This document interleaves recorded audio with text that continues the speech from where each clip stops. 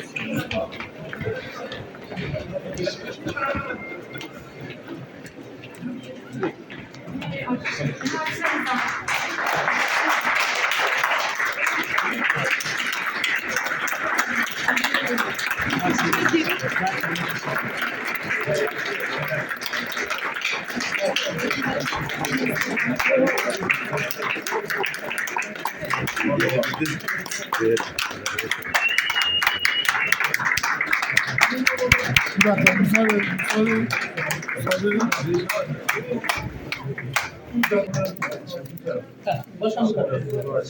Arkadaşım,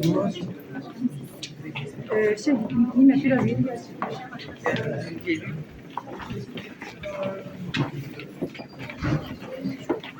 Arkadaşlar bir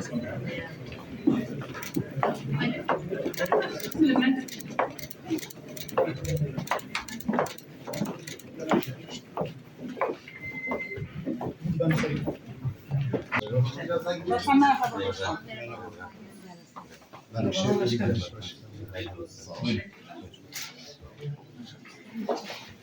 Ben söyleyeyim. Ben de şöyle başkanım. Şu mesela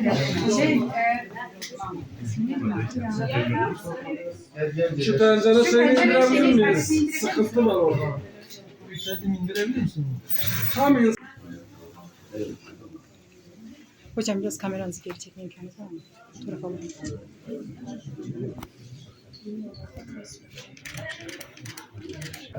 Başkanım bir müsaade ederseniz.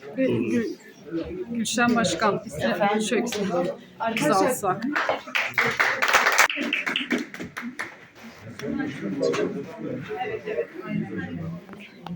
Gördüm. Bir saniye arkadaşlar. Sadece resim olsun. Başkan buraya bakar mısınız?